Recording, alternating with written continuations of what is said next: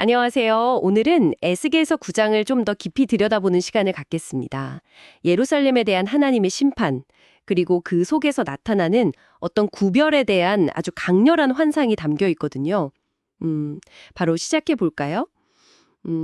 이야기는 하나님께서 큰 소리로 그 성읍을 관할하는 자들, 그러니까 심판을 집행을 천사들을 부르시는 장면으로 시작해요. 각자 손에는 막 죽이는 무기가 들려 있고요. 6사람이 북쪽문 방향에서 나타나는데 그 중에 한 사람은 좀 달라요. 가는 베옷을 입고 있고 허리에는 서기관의 먹그릇, 그걸 차고 있습니다. 이 사람들이 놋 제단 곁에 서는 모습. 여기서부터 이제 본격적인 환상이 시작되는 거죠. 네, 맞아요. 여기서 좀 흥미로운 지점은 하나님의 영광이 성전 문지방으로 이렇게 옮겨간 다음에요. 이 베옷 입은 사람을 특별히 먼저 부르신다는 거예요. 아, 먼저요? 네. 그의 임무는 그냥 파괴하는 게 아니었어요. 어떤 구별의 행위가 먼저 이루어지는 거죠. 아, 구별이요. 그 구별이라는 게 구체적으로 뭐였죠? 하나님께서 이 사람에게 예루살렘 성읍을 쭉 다니면서 그 안에서 벌어지는 온갖 가증한 일들 있지 않습니까? 네네. 그런 것들 때문에 정말 진심으로 탄식하고 우는 사람들, 그 사람들 이마에 표를 그리라고 명령하시는 거예요. 아, 그 표가 바로 구별의 시작이었군요. 그렇죠. 일종의 보호의 징표인 셈이죠.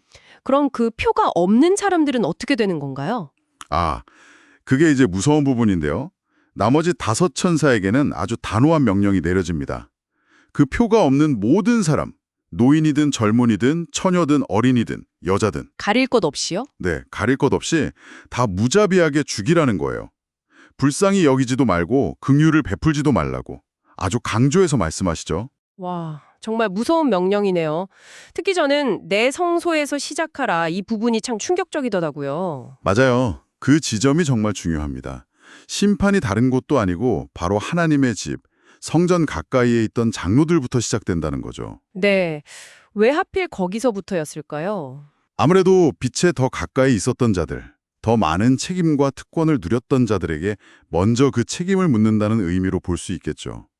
당시 성전 안팎으로 만연했던 그 우상 숭배의 심각성을 생각하면 이 명령의 무게가 더 크게 다가옵니다. 심지어 성전을 시체로 더럽히고 그 뜰에 채우라는 명령까지 이어지잖아요. 네, 그렇습니다. 그만큼 하나님의 진노가 크셨다는 걸 보여주는 거죠. 이런 끔찍한 광경 속에서 에스겔은 홀로 남아서 하나님께 부르짖죠. 예루살렘을 향한 이 분노 때문에 이스라엘의 남은 자들까지 다 멸망시키실 거냐고 정말 간절하게 묻잖아요. 네, 에스겔의 그 절규 속에서 이제 하나님의 답변이 나옵니다. 왜 이 심판이 불가피했는지 설명해 주시죠.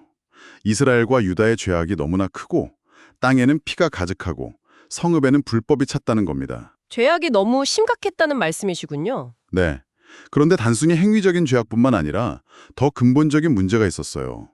바로 백성들의 생각, 그 마음의 상태였죠. 마음의 상태요? 네. 그들이 여호와께서 이 땅을 버리셨다. 여호와께서 우리를 보지 않으신다. 이렇게 생각하고 있었다는 거예요. 아, 하나님이 안 계신 것처럼 외면하고 있었다는 거군요. 그렇죠. 하나님을 의식하지 않고 하나님이 없는 것처럼 살아가는 것. 그게 문제의 핵심이었던 겁니다. 그래서 하나님께서 그들의 행위대로 갚으시고 긍휼을 베풀지 않겠다고 선언하시는 거군요. 네, 맞습니다.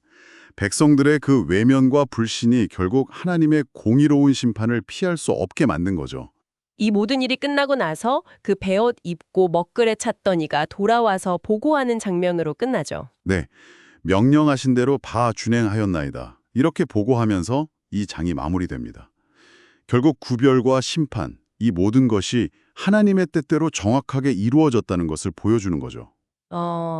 정말 에스겔 9장은 죄악에 대한 하나님의 심판이 얼마나 엄중한지를 보여주는 동시에 그 무서운 상황 속에서도 신실하게 마음 아파하는 이들을 구별하시는 하나님의 모습을 함께 보여주는 것 같아요.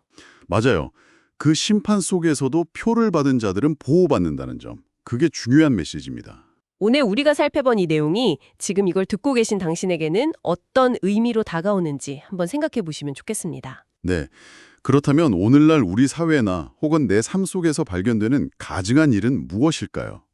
그리고 우리는 그 일들에 대해 진정으로 탄식하며 우는 마음을 가지고 있는지 한번 깊이 돌아볼 필요가 있을 것 같습니다. 당신의 삶에서 이 표는 과연 무엇을 의미할까요? 오늘 이 질문을 한번 마음에 품어보시면 어떨까 싶습니다.